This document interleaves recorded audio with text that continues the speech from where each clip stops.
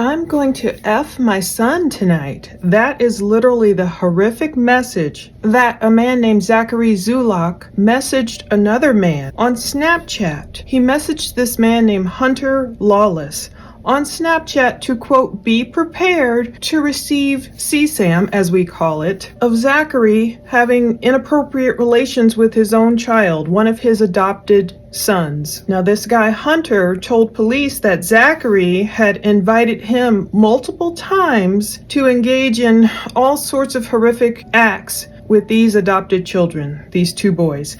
Now, you may have heard of it. This is the case of William and Zachary Zulock. It's this couple in Georgia I've been researching. I didn't know if I could look into this case. This married couple, William and Zachary, adopted two young boys from a Christian adoption agency, no less. And it turns out police were able to investigate this couple. In essence, they had been inviting others to come misuse their children. I'm trying to be tactful throughout this whole thing. They are charged with all sorts of heinous acts of just putting these boys through so much. So let's get into this case. Thank you to the tireless reporting of a reporter named Mia Cathell. She is an investigative reporter with Town Hall. I've put links to her Twitter and their YouTube channel below. Thanks to them, we have jail calls that relatives of William and Zachary literally turned over to the press. They were talking to William and Zachary, trying to get information, trying to figure out what was all done to these adopted boys. They come in blazing with AK-47s or whatever. How many people was it? 10, 15, a lot. They were doing like a drug bust or something. Yeah, you can tell in Zach's mugshot that he has a big bruise on the left side of his face. Yeah, they slammed him against the floor in the foyer. He had bruises on his knees, his face. They slammed him on the floor. And I hate to say this, but I don't sleep in clothes, so they arrested me in my bed naked, put me in a cruiser with no clothes. I sat in the back of that cruiser from 11:30 to about 4 a.m. naked in the back seat of that cruiser while they searched our house for God knows what. They seized the house, everything inside of it, all of our cars on the property. I think they took our house because they think there was extra money coming in from somewhere, and we're like in our 30s and we have this big giant house, and they didn't think we could afford it. I mean, can I ask you, does this guy know you at all, or some random thing he's just trying to, rat somebody? I mean, can I ask you that, or? So last time he was here, I told him something, and I told you last time he was here. I told him something. I wrote him down something, gave it to him. It's something around those lines, but more. Me and Zach worked our butts off for everything we've had, and they called me out front again for fingerprints, and I saw the new charges that they're putting against, I'm assuming both of us. There's 17 charges. I mean, are you worried about the boys? Of where they are, or? I mean, yeah, but I definitely can't talk about that. I don't want to say it, but brace yourself for the truth, okay? Just don't give up, honest. You talk to Zach, tell him I still love him. I can't cry right now around other people. I just need somebody who doesn't hate us. And you could hear in the jail calls one of the Zulocks saying, oh, we worked hard. We worked our butts off for our home. They're talking about this $500,000 home that the men lived in with their adoptive sons. And they're claiming they got this beautiful $500,000 custom-built home with 4 bedrooms and 5 bathrooms, all just from working hard. One of them is a government employee, at least they were, thankfully, before they were sentenced to like 100 years in jail, to like 100 years in prison, and one of them was in banking. Well, they didn't want to admit that they got any type of monies or illicit, ill-gotten gains from the activities against their own sons. Let's dig into this case. case. I wasn't necessarily going to cover it. However, one of my Patreon members asked me to dig into it, so I began digging into it. But again, thanks to the tireless reporter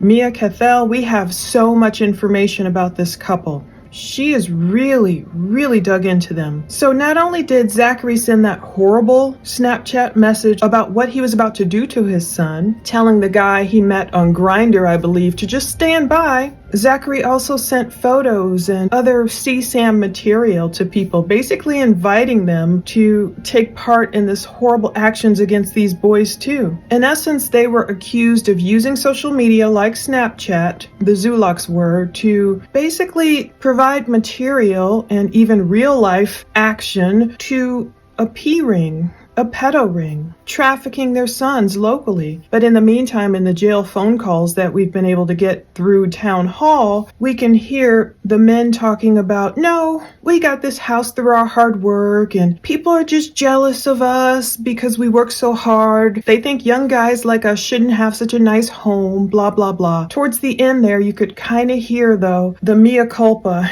in a way. One of them confessing to their family members to prepare themselves for what was about to come out. It wasn't just jealousy over these two men having a great home. No, there were other reasons that this investigation against these men began, and thankfully it ended with a midnight raid in July 2022. It sounds like a wild arrest. One of the men had no clothes on, as you heard in the jail phone call, and they snatched him out, and the other man was bruised on his face.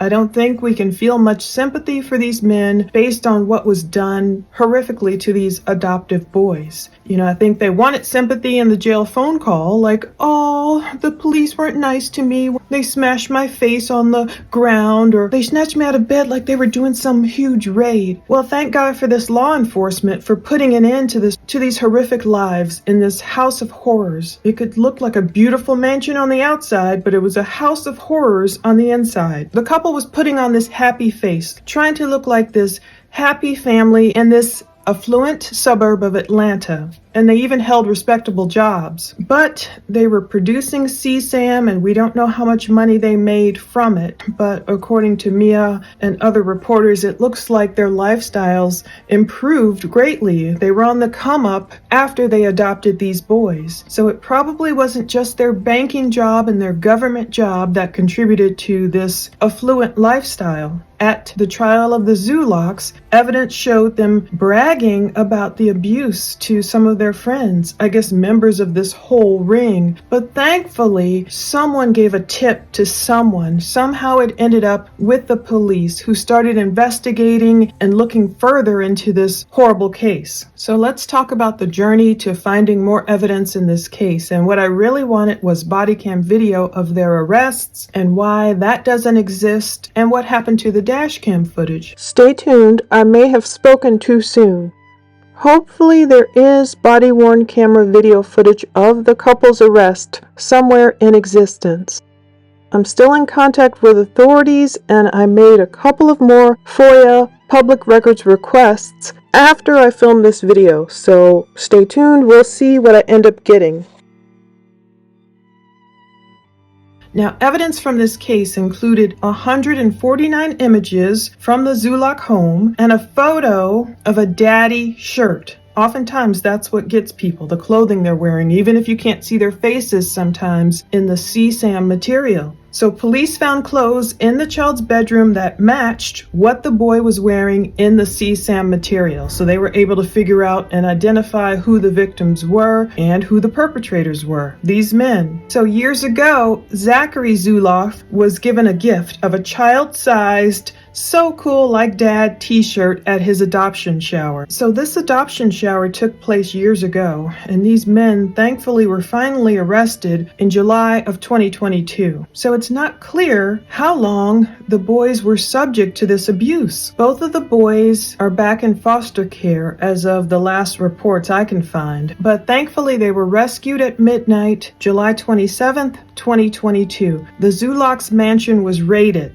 and it ended with Zachary being tackled to the ground, so that's why he has that visible bruise in his mugshot. And William was hauled out of the house without any clothes on. That's what he confessed on the jail phone call. Mia went on to report that these recorded jail calls with these accused, now convicted child perpetrators and testimony from the family member uncovered just the extent of the trauma these two boys faced. They endured a lot of red flags, apparently, that the state overlooked, and the couple was able to adopt these children through a faster than expected adoption process. There was a 17-count indictment. And I hate to get into the specifics, you talk about trigger warnings, but allegedly both men performed fellatio on the boys, forced them to do the reverse to them, along with mistreatment. I'm just going to say, for YouTube's sake, input number 3 area, as some people call it. It's just horrific. One of the children, who had just turned 11, I believe in 2023, had suffered injuries from this type of horrific maltreatment. You can imagine just how horrible it gets. The criminal affidavit says that there was routine maltreatment, and it was filmed by William's husband, Zachary. He confessed to being the cameraman. Allegedly, there's 7 terabytes worth of information or more. Apparently, cameras were also installed around the home, like nanny cams or something, but just not for the purpose of, keeping an eye on the children, making sure they're safe, or, looking at the nanny, any nanny who may have watched them ever. No, it was for the purpose of collecting this untoward, evil video footage, which Lord knows where it went. Now, this is what the boys were told by one or both of their dads. Our business is our business. What happens in our home stays in our home. That's what the boys were told. Likely, just like a lot of children who are mistreated are told that. They're told to keep quiet, don't say anything, don't tell anyone. And so that's why the tip came in through another person who had apparently witnessed the CSAM material. Now, police allegedly found a folder on Zachary's cell phone. It was labeled Us. It contained videos of William doing bad things to their adopted child. Now, this is where they also shot themselves in the foot, thankfully. The couple reached out and solicited 2 other men to, quote, perform an act of prostitution with their 11-year-old adopted child. So one man was Hunter Lawless, who met Zachary through a mutual contact on Grindr. And Luis Vizcarro Sanchez was also involved in being solicited by William and Zachary. So William and Zachary, finally, they were sentenced. That's why I really started looking into this case and trying to get more evidence. Since they were sentenced, they received 100-year prison sentences without parole for multiple accounts of exploitation of a child, mistreatment. They will be in prison for life. And the weird thing is, it's hard to find where they are incarcerated. I could not find them anywhere on VineLink. However, I have seen the booking photos from the Walton County Sheriff's Office in Georgia, but you don't find much else beyond that, which is a little strange. So indeed, investigators seized more than 7 terabytes of electronic evidence, including all the surveillance footage, the graphic messages. In essence, these men documented their own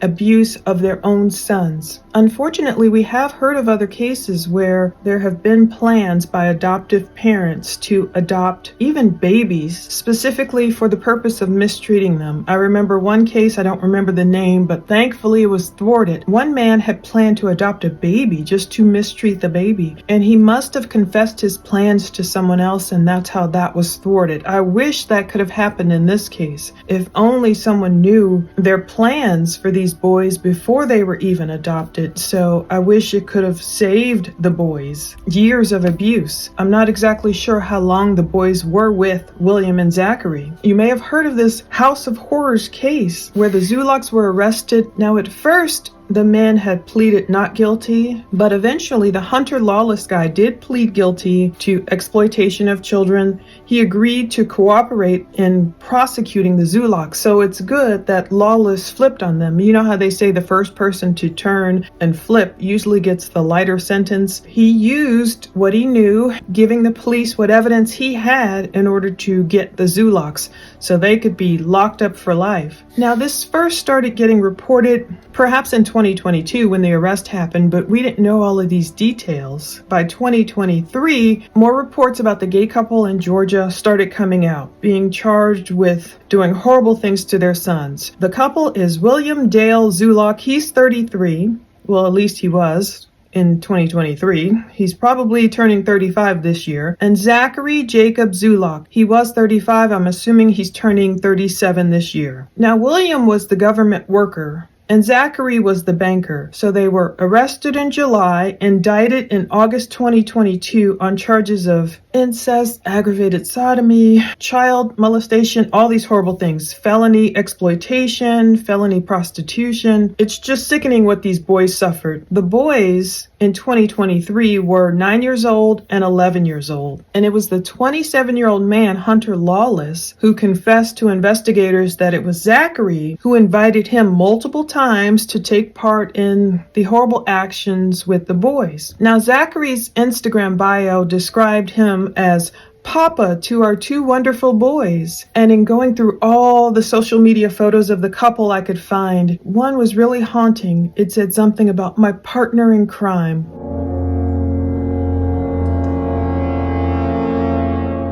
Ugh. It's like they were hiding in plain sight, making fun of their crimes, what they were doing, using it to fund their lifestyle, and not caring about what they did to these young boys. However, Hunter Lawless is claiming, even though he was invited multiple times to come have his way with the boys, he never had physical contact with either child. But Lawless is the one who got that horrific message from Zachary, like, stand by, I'm going to do this to my son tonight, and images of the abuse of the 11-year-old. So again, while some reports say it's not clear whether Lawless and Armando Vizcarro Sanchez had any physical interactions with the boys or not, what is clear is that the Zulocks were arrested. They lived in Oxford, this affluent suburb of Atlanta. Again, the irony is not lost on me or many people who read this story that they adopted these two boys from a Christian special needs adoption agency. And the boys were only in the 3rd grade and the 4th grade when their adoptive fathers were arrested in July of 2022. It's not clear, since this case has been going on since 2022 and it's now 2025. And of course, certain things are kept under wraps because it involves juveniles. I'm not exactly sure of their birth dates and how old the boys will be this year, but I just pray they're so much safer and getting counseling, and I pray they find forever homes that are truly God-centered and have their best interest at heart in Jesus. The Walton County Sheriff's Office worked hard along with other agencies to figure out what was happening. Thankfully, these deputies discovered that in this home, some man was downloading CSAM. And they found evidence that the Zulocks were, quote, engaging in, horrific acts and video documenting the abuse. This is the crazy raid where William was pulled out of his home without any clothes on. And they did admit eventually to forcing the boys to perform certain acts with the intent to satisfy his own desires. They did admit to sending this material to other people, even though one of them tried to downplay it, saying, oh, I sent it to less than a dozen people. Well, that's still pretty horrific. Once you send out something like that, Lord knows it's probably everywhere, all over the dark web. But Town Hall, that organization really did their due diligence in reporting. They spent months reviewing the recorded jailhouse calls, all these court documents. They even spoke with a family member exclusively about just how horrific the abuse was. Now, originally, this is what it says. William and Zachary did plead not guilty, and they were facing more than 9 life sentences if convicted. And thankfully, they were convicted. According to Atlanta News First, they were convicted on all of these horrific charges. You could hear in the jail phone call one of them complaining about just, oh, how many charges they're facing, as if they didn't deserve to face any charges or something. So William did plead guilty to all the crimes in August, and then in October, Zachary also pled guilty to every charge except one, but he was found guilty of it after a bench trial. So he had the nerve to whichever charge he was saying he was not guilty of, he had the nerve to request a bench trial. He had the nerve to request a bench trial just exclusively from the judge, as if the judge would give him some kind of favor. Both were sentenced by a judge recently, and I'm so thankful. Just, they call it selfish actions, and I'm so thankful to the Walton County Sheriff's Office. They began investigating this case in July 2022 after they were contacted by the Georgia Bureau of Investigation's Exploitation and Computer Crimes Unit, and they got a tip from the National Center for Missing and Exploited Children. Again, thank the Lord for all these organizations who are able to just sit there and view things that probably make them want to throw up, but they know they're doing it for the greater good to rescue these children. So the tip was about some suspected homemade CSAM material. And again, it was uploaded to a Google account and connected to this IP address in Walton County. So this reminds me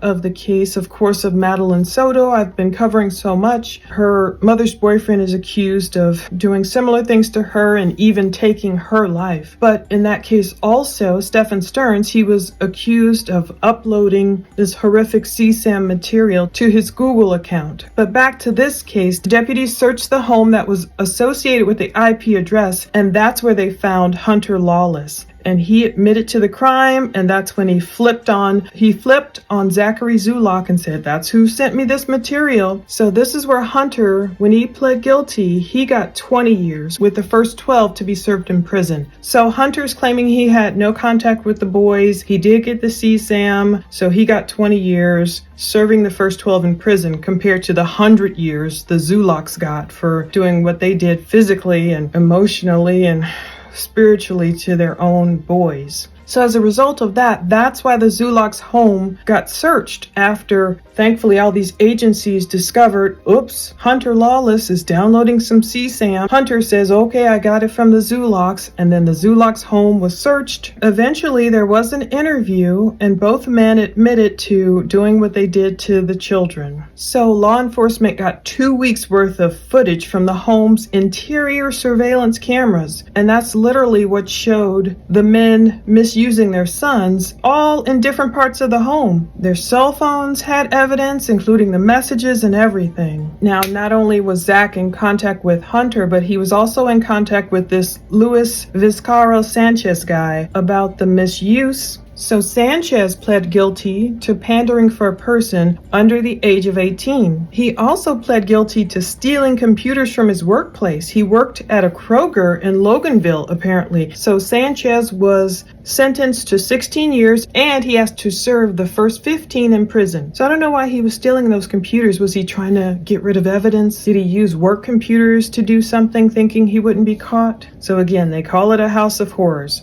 So after this case came out, we learned about how much these guys were sentenced to, the Zulocks. A Patreon member asked me, see what you can get on this case. You know, I was thinking, wow, this would be fascinating. Just, of course, not the CSAM stuff, just seeing maybe perhaps the men be interviewed. Or everyone wants to see the perp walk. Everyone wants to see these horrific abusers getting pulled out of their homes. I didn't know one of them had no clothes on. Handcuffs and thrown in the cop car. Can you believe one of the guys was complaining, oh, I had to sit in the cop car for hours. You know, sitting in the cop car for hours. Oh, woe is me. What did your boys endure for hours is the question. On Christmas Day, I sent the sheriff's office this FOIA down there requesting info about William and Zachary, 34 and 36 years of age. I said they were each sentenced last week to 100 years in prison without the possibility of parole, so that's great. So I wanted the body cam videos of the arrest, any 911 calls, dash cam videos, interrogation videos, booking photos, incident reports, arrest affidavits. Thanks.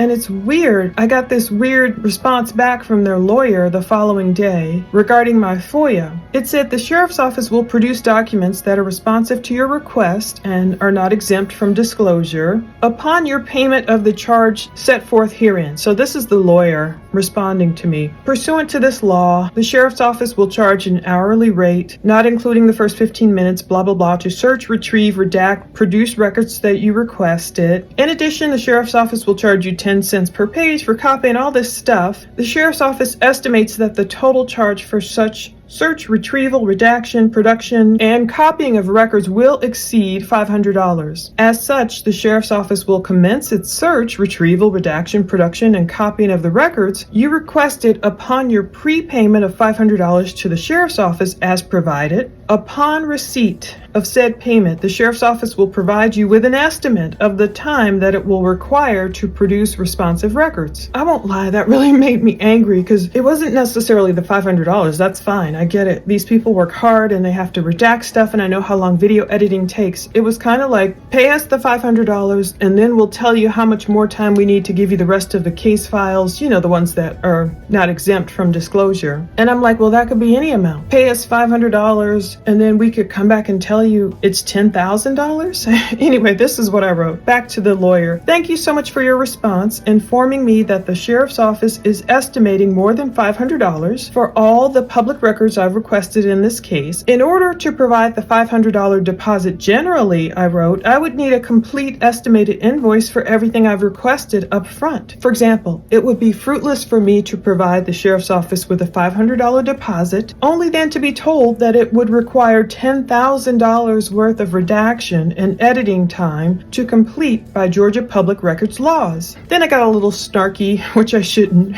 If a complete invoice of all the costs necessary to fulfill this request cannot be provided, I will wait until ABC News or TMZ or Dateline or 48 Hours or some other big entity pays for it all. Please then provide the Bodycam videos and interviews in question to me and keep me in the queue. So I was getting snarky because part of the frustration is, this case is being covered, and thank God for Town Hall covering it in depth. But there is a question about the lack of coverage. We've seen it everywhere. We've seen the same photo of, the men and the boys with their faces blurred sitting on the couch with their colorful shirts on. We've seen that a lot. I think it's been in People. I believe it's been in TMZ. A lot of places, but just surface level. A lot of us, people want to see these current cases, more so current cases viewers are telling me you want to see, and just by your actions, by your views, you vote with your views, I always say, you want to see it more in depth. You want to see the Zulocks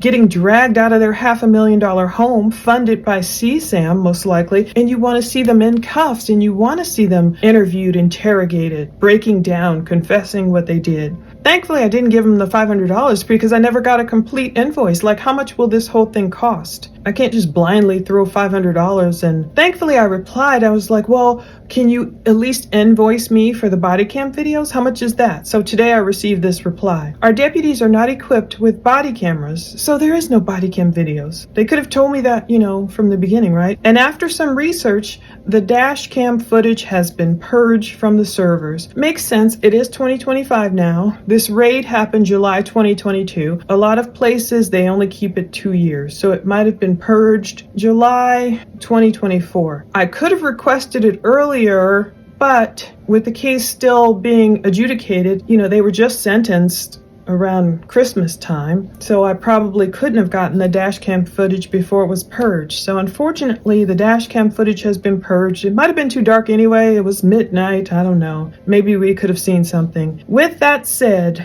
this investigator told me no camera footage exists in this case. So we have what we have. The interview videos, maybe I'll go back and ask and see how much the interview videos are. Maybe I can do this piecemeal and see what they say. It's just fascinating to me, this whole FOIA process. In the meantime, this couple's $500,000 home, $504,000 home sold on February 20th, 2024. It has 4 bedrooms and 5 bathrooms. I am hoping a great family, whoever bought it, got to move in there. when the Zulocks lived in there and they got arrested, all their property, the couple's houses and cars, they have all been seized by the state. It says construction of the custom-built mansion from the ground up took only a few months. Everything just took a few months. The couple's lavish lifestyle seemingly materialized after they got the boys. It's horrible. Some people might have designs on children like, let me adopt them, and I have all these horrific plans, and then not only can I have my way with them, but my lifestyle can improve because I can provide all this CSAM material to these perverts out there and sell it to them or whatever. But this is Zachary who admitted to sending the CSAM to less than a dozen people. Back then they talked about the potential co-defendants, but we've already talked about, the other two men and their convictions, but we don't know if anyone else will fall as a result of this case. Thank God they caught them. Thank God the boys are out of harm's way. Let's close with 1 Peter 2:16. Live as free people, but do not use your freedom as a cover or pretext for evil, but use it and live as bond servants of God. So I'm covering this just especially to tell the person who asked, and I'm sure it's many other people interested in this case, all the work being done behind the scenes, everything I tried to get, what doesn't exist, and then we'll see if I can get any interrogation videos. So stay tuned. I plan to follow up on this case as always and many others. Thank you so much for watching. Take care.